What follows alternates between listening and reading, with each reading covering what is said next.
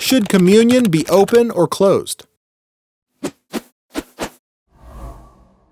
The difference between open and closed communion hinges on a church's view of the purpose of communion and the authority of the church.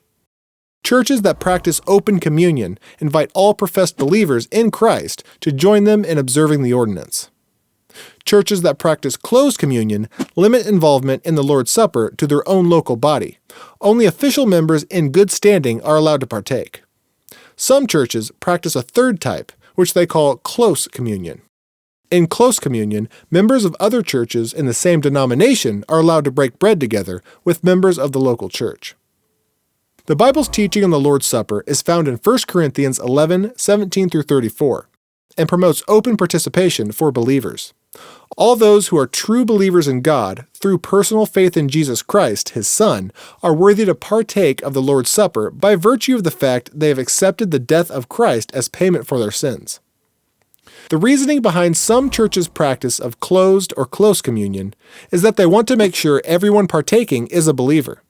This is understandable. However, it places church leadership and/or church ushers in a position of determining who is worthy to partake, which is problematic at best. A given church may assume that all of their official members are true believers, but such an assumption may or may not be true. The practice of closed communion, restricting communion to church members, is also an attempt to make sure someone doesn't partake in an unworthy manner. Closed communion churches consider that only the local body is able to determine the spiritual worthiness of its members. There is no way of determining the spiritual condition of outsiders or strangers. However, 1 Corinthians 11:27 is referring to the manner in which a person partakes of the bread and cup, not his or her personal worthiness. No one is really worthy to commune with God. It is only by virtue of the shed blood of Christ that we have been made worthy. The manner of partaking becomes unworthy when certain believers are excluded, when participants refuse to share, when drunkenness is involved, when the poor are humiliated, when selfishness is promoted, or when the gathering is viewed as merely a meal to satisfy hunger. Biblically, communion should be open to all believers, not closed to a particular church or denomination.